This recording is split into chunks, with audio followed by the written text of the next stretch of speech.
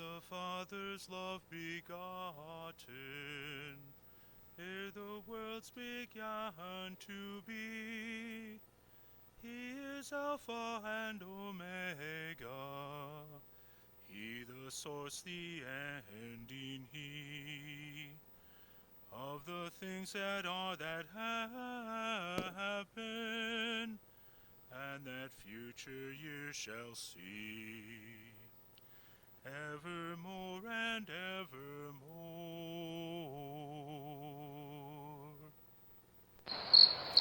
Then Jesus went with his disciples to a place called Gethsemane, and he said to them, Sit here while I go over there and pray.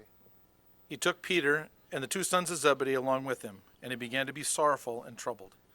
Then he said to them, My soul is overwhelmed with sorrow to the point of death. Stay here. Keep watch with me. Going a little farther, he fell with his face to the ground and prayed, My Father, if it is possible, may this cup be taken from me, yet not as I will, but as you will. Then he returned to his disciples and found them sleeping. Could you men not keep watch with me for 1 hour? Watch and pray so that you will not fall into temptation. The spirit is willing, but the body is weak. He went away a second time and prayed, My Father, if it is not possible for this cup to be taken away unless I drink it, may your will be done. When he came back, he again found them sleeping because their eyes were heavy. So he left them and went away once more and prayed the third time, saying the same thing. Then he returned to his disciples and said to them, Are you still sleeping and resting? Look, the hour is near. The Son of Man is betrayed into the hands of sinners. Rise, let us go. Here comes my betrayer. While he was still speaking, Judas, one of the 12, arrived. With him was a large crowd armed with swords and clubs, sent from the chief priests and the elders of the people. Now the betrayer had arranged the signal with them. They should arrest the man that he kisses. Going at once to Jesus, Judas greeted Jesus and kissed him. Then Jesus, knowing all that would happen to him, came forward and said to them, Whom do you seek? They answered him, Jesus, Nazareth. Jesus then said to them, I am. and they drew back and fell to the ground. Then the guards stepped forward, seized Jesus, and arrested him. With that, Peter rushed forward, drew out his sword, and struck the servant of the high priest, cutting off his ear. Put your sword back in its place, for all who draw the sword will die by the sword. Do you think I cannot call on my Father, and he will at once put at my disposal more than 12 legions of angels? But how then would the scriptures be fulfilled that say it must happen in this way? Then Jesus spoke to the crowd. Am I leading a rebellion, that you have come out with swords and clubs to capture me? Every day I sat in the temple courts teaching, and you did not arrest me. But this has all taken place, that the writings of the prophets might be fulfilled. With that, all the disciples deserted him and fled. What wondrous love is this, O my soul, O my soul? What wondrous love is this, O my soul? What wondrous love is this that caused the Lord of bliss to bear the dreadful curse for my soul, to bear the dreadful curse for my soul.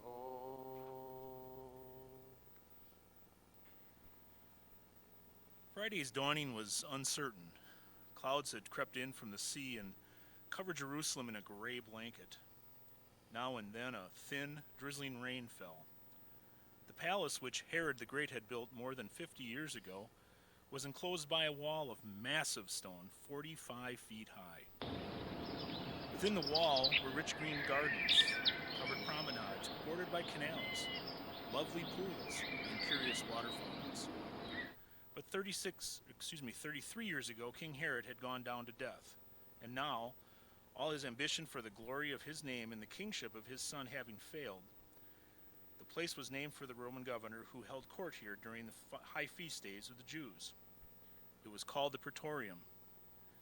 Pontius Pilate walked its promenades. His troops occupied its barracks. Rome ruled. A gate in the Praetorium wall opened eastward to the wide public square of the upper city. Jews who intended to celebrate the Passover would never defile themselves by entering the residence of a Gentile. But Roman law required prosecutions and sentencing to take place in public. In order to render legal judgments then, Pilate met with the people of Judea in that square east of the royal palace. A tribunal, an elevated speaker's platform, had been erected in that place. When court was in session, a large wooden chair was brought out and set upon this platform, the magistrate's seat. When Pontius Pilate sat therein, he was Rome. In the gray dawn of Friday, High Priest Caiaphas stood at the very edge of the ramp that led to the Praetorium gate and rapped the hard end of his staff on the stones. An audience and a judgment! Behind him, a miserable group had gathered in the public square. Soldiers of the temple guard, certain leading members of the Sanhedrin, and in their midst, his wrists bound in front of him, his face soiled and tired, but otherwise unremarkable, Jesus of Nazareth. He grew up before him like a tender shoot, and like a root out of dry ground. He had no beauty or majesty to attract us to him. Nothing in his appearance that we should desire him. Pontius Pilate, procurator, he was a criminal of such public threat that will must hear the indictment and pass sentence and execute his sentence now, today, before sunset on the Sabbath. Having made his formal petition, the high priest returned to those who stood under the gray drizzle in the open square. Other members of the Sanhedrin showed more anxiety than he did, murmuring among themselves about the charges they would bring. Jesus allowed his eyes to wander over the spacious pavement. He focused on the far southeastern corner. His lips tightened and his jaw clenched. Several women and a man were lurking in that corner, their hoods drawn up against the weather. Their faces were mostly concealed, but he recognized them. Andrew, his first follower. He must have brought the women here. Mary Magdalene, pinched and pale, Joanna and Susanna and Mary of Bethany, and her sister Martha, short and solid. Jesus closed his eyes with unutterable sadness. Suddenly, 2 Roman soldiers thrust a wooden shaft between his elbows and his back. They each took an end and drove him forward in the front steps of the platform. Pilate's chair was in position. A servant raised a shield over Pilate's chair to protect him from the rain. Pilate sat down and beckoned the high priest forward. Now then, what's the charge? We found this man, Jesus of Nazareth, perverting our nation. Yes? And? And in sedition. He says that he is a Messiah, a king. Why have you come to me? Your Messiah is your religion. Judge him according to your own law. No, we must come to you. We don't have the authority to put a man to death. Pilate now stood. Death? You think he's committed a capital offense? Fine, bring him in. I'll interrogate him inside. By the rod at his back, the soldiers dragged Jesus after the governor, through the gate and into the Praetorium itself. In a broad hallway, Pilate again sat down. Jesus was positioned directly in front of him. I have no time for this. Make your answers short. Jesus of Nazareth, are you the King of the Jews? Jesus, bent forward by the rod through the crooks of his elbow, nevertheless raised his head and looked into Pilate's eyes. Do you say this on your own, or did others tell you this about me? What? Am I a Jew? your own chief priest delivered you to me. What have you done? My kingdom is not of this world. If it were, my subjects would be fighting for me, but my kingdom is from another place. So, then you are a king. You are right in saying I am a king. In fact, for this reason I was born, and for this I came into the world, to testify to the truth. All those who belong to the truth, listen to my voice. Truth? Truth? What is truth? Shaking his head, Pilate walked out into the wet morning, while the accused was driven stumbling behind him. This time, Jesus was forced to climb the steps to the tribunal. As he came to the top, he saw Pilate's back and heard his confident announcement. I find no fault in this man. Immediately, a clamor arose in the public square. Crowds were gathering now. Certain members of the Sanhedrin came forward, lodging further charges against Jesus. He stirs the people to insurrection, even from Galilee to this place. Permission to respond. Jesus said nothing. He's a known revolutionary. Pilate nodded, but Jesus still said nothing. He has forbidden his followers to give tribute to Caesar. Each time an accusation was presented, Pilate invited some reply from Jesus, but he held his peace. He looked every accuser squarely in the face, but he himself said nothing. Finally, Pilate raised his hand for silence.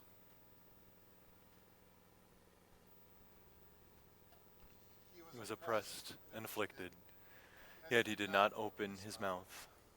He was led like a lamb to the slaughter, and as the sheep before her shearers is silent, so he did not open his mouth. Pilate stepped forward on the platform, prepared to render his ruling. I examined this man and found no evidence for any of your charges. But your outrage is real, and it must be satisfied. Therefore, I will order the accused to be scourged with a whip of knotted cords and weights of metal. After that, I propose to honor your custom of releasing one prisoner at the Passover. I will release this man, Jesus of Nazareth.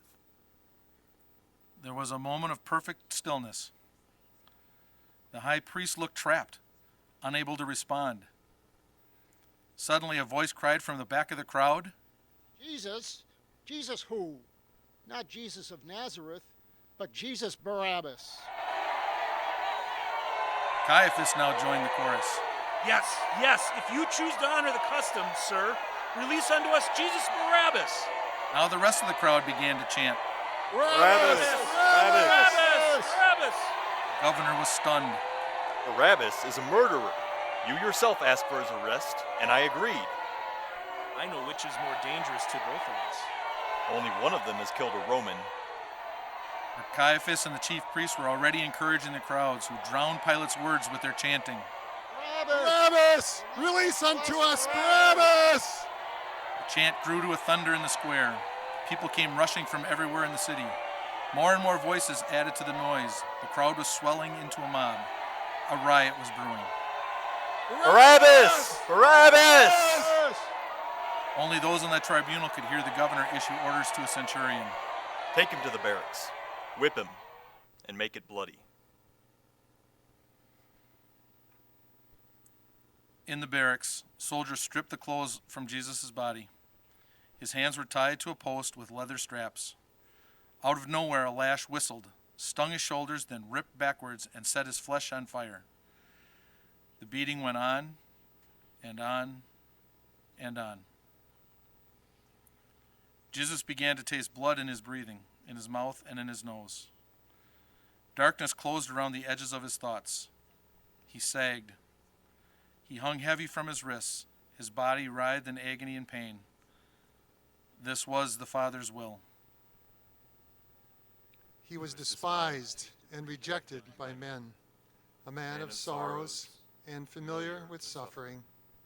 Surely he took up our infirmities and carried our sorrows. Yet we considered him stricken by God, smitten by him, and afflicted.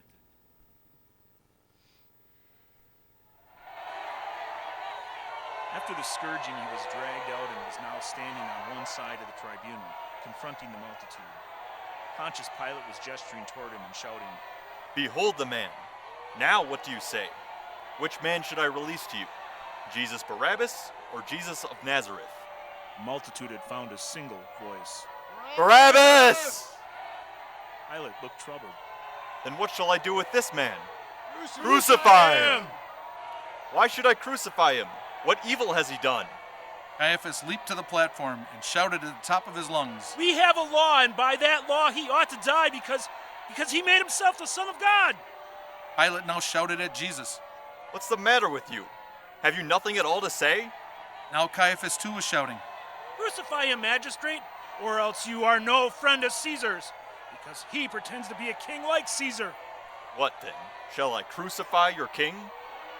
We have no king but Caesar. And now the voice of the multitude resounded with an endless, thunderous roaring. Crucify! Crucify! Crucify!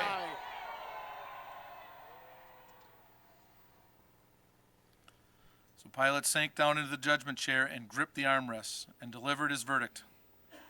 He released the man that had been arrested for insurrection and for murder.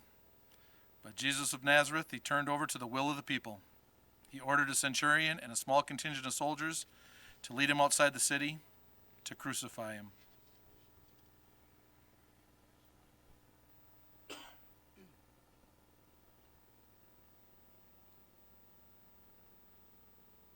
O sacred head now wounded, with grief and shame weighed down, now scornfully surrounded, with thorns thy only crown. How art thou pale with anguish, with sore abuse and scorn?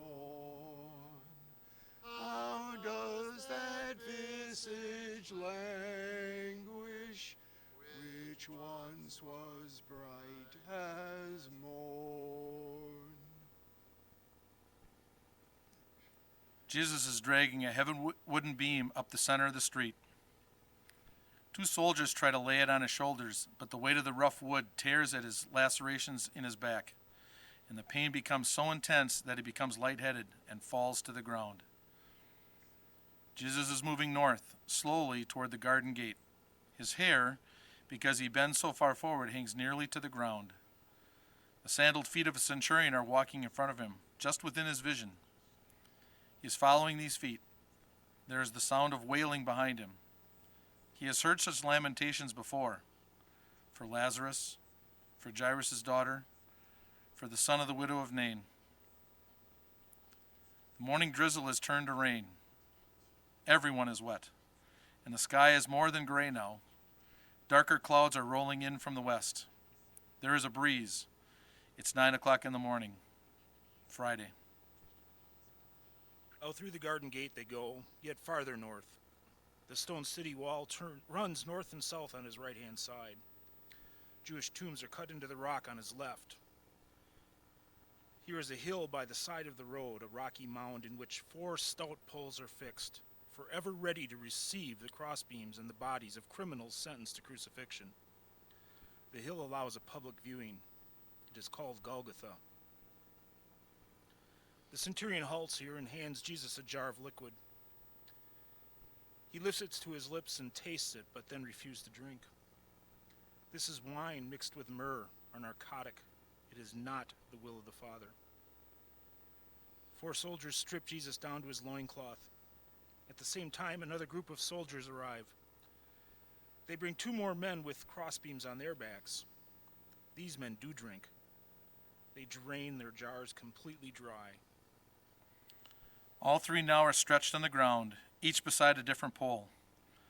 Jesus stares at the black clouds lowering. His back is on fire with pain. He cannot swallow. He wishes he could swallow, but his tongue is thick and stuck to the roof of his mouth. Someone lifts his head by the hair, then sets it on the wood. His arms are yanked left and right as far as they will go, palms up. A cold point now touches his wrist. This is the Father's will. Above his head they placed the written charge against him. This is Jesus, the King of the Jews. 2 robbers were crucified with him, one on his right and one on his left. Those who passed by hurled insults at him, shaking their heads and saying, You who are going to destroy the temple and build it in 3 days, save yourself. Come down from the cross if you are the Son of God. I am poured out like water, and all my bones are out of joint. My heart has turned to wax. It has melted away within me. My strength is dried up like a potsherd, and my tongue sticks to the roof of my mouth. You lay me in the dust of death. Dogs have surrounded me. A band of evil men has encircled me. They have pierced my hands and my feet. I can count all my bones.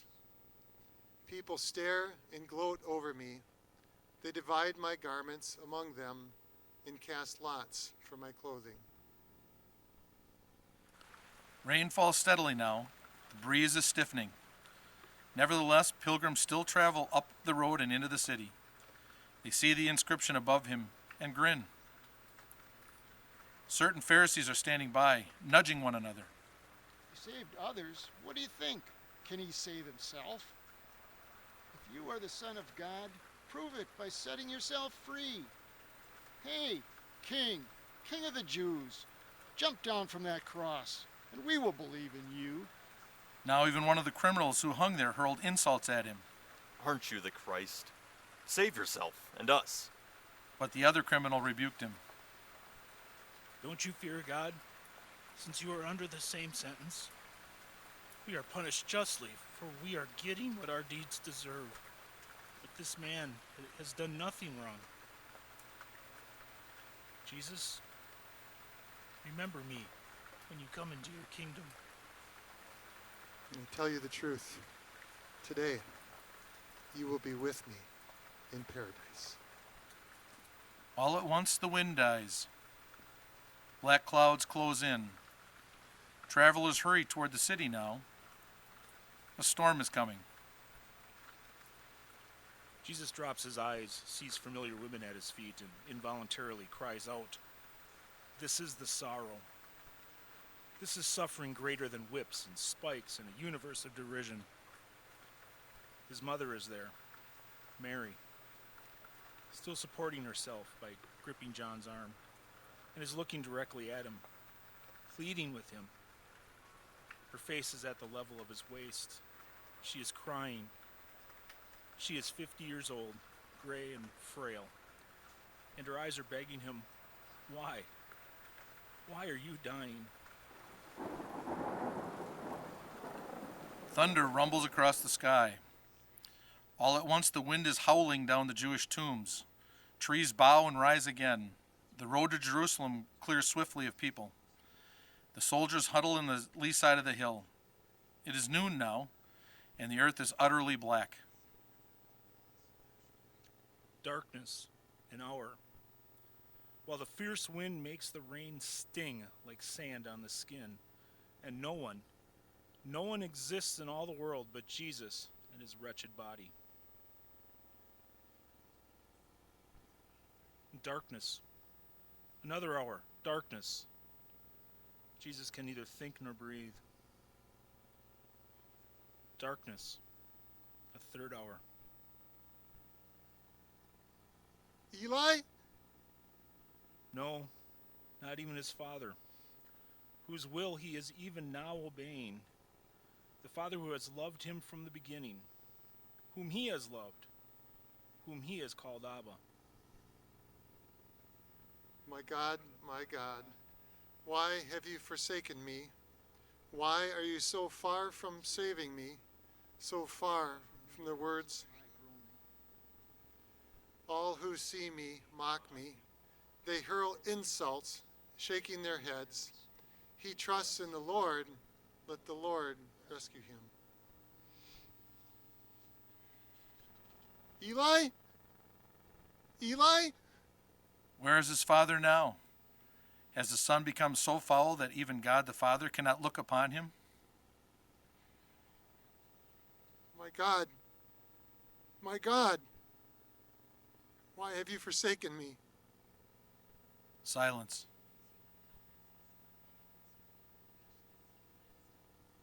The rain has ended now.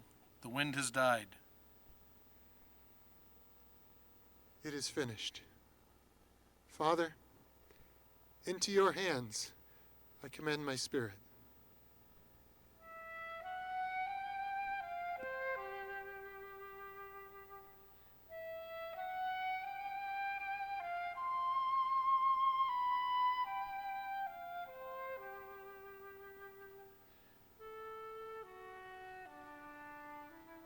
Oh, come and mourn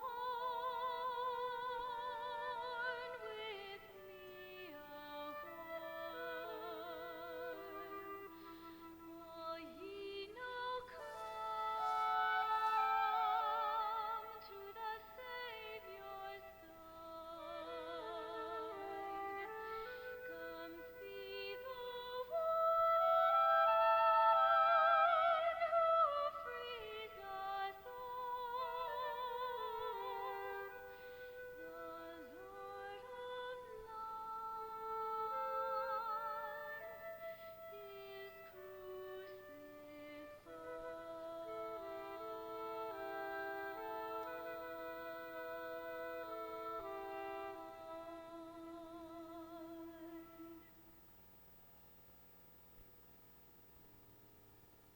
For he bore the sin of many and made intercession for the transgressors.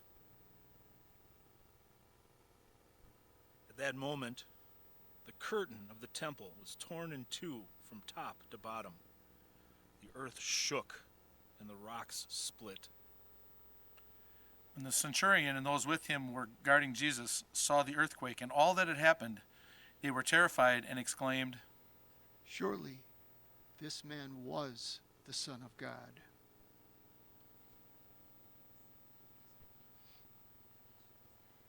As evening approached, there came a rich man from Arimathea named Joseph, who had himself become a disciple of Jesus.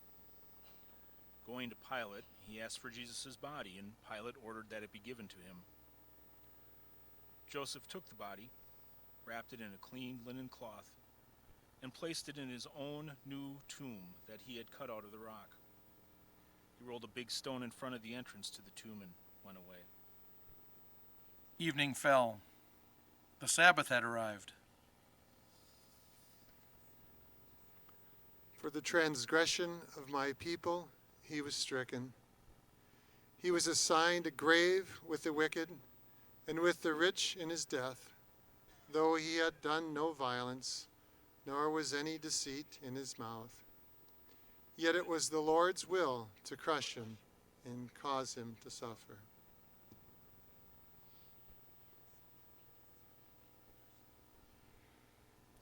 As we began the service, I was struck by the slide that was up there. For he bore the sin of many and made intercession for the transgressors. And I'm like, I don't know what I said to Jeff. Look who that's talking about. God bore the sin of many and made intercession for the transgressors. Who does that unless there's great love? And so now we're going to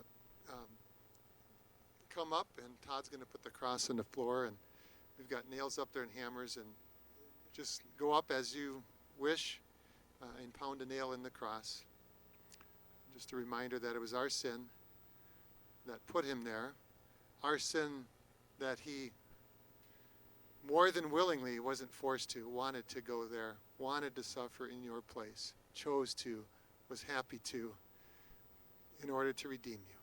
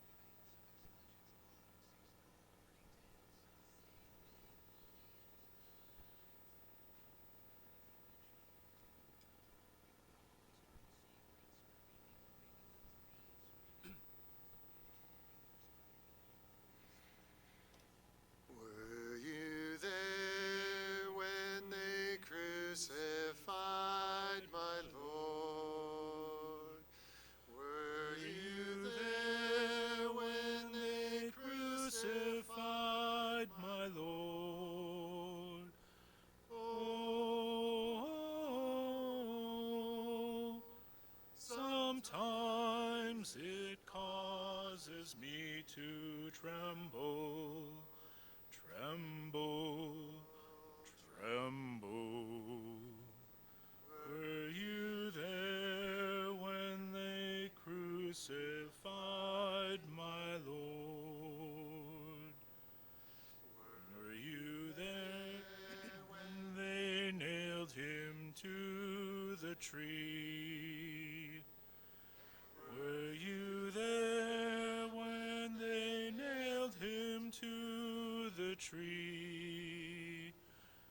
Oh, sometimes it causes me to tremble, tremble, tremble. Were you there when they nailed him to the tree?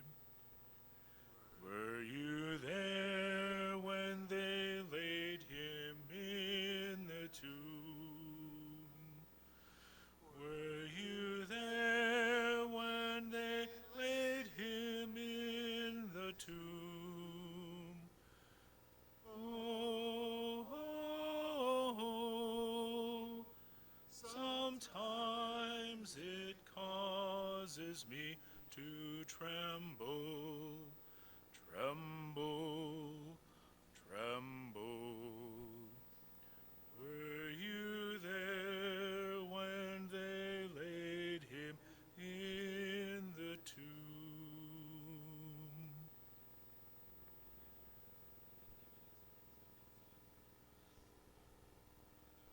He was pierced for our transgressions. He was crushed for our iniquities. The punishment that brought us peace was upon him, and by his wounds we are healed.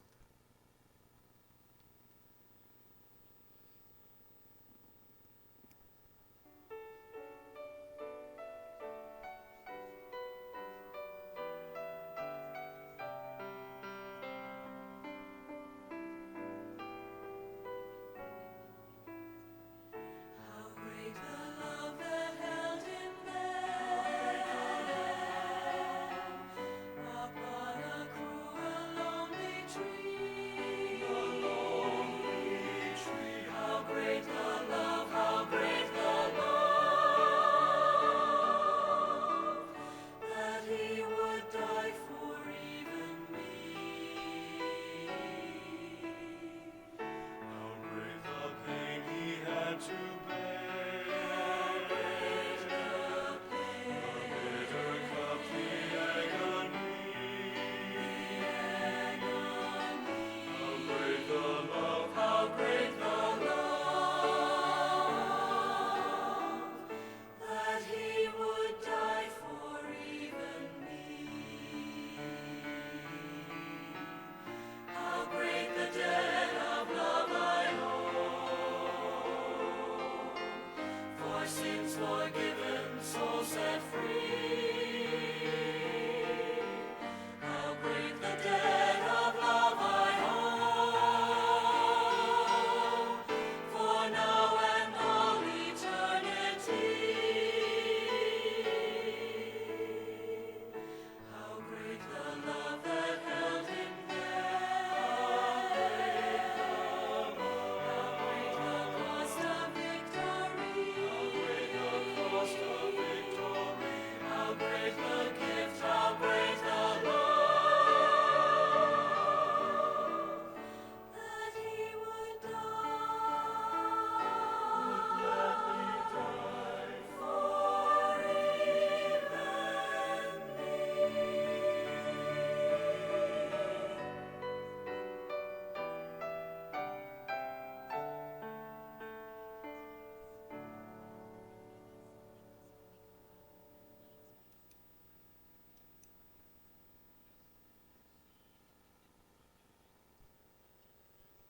Our service is complete, and you're welcome to stay for a few minutes if you want, just in silence or in prayer, and then leave when you're ready.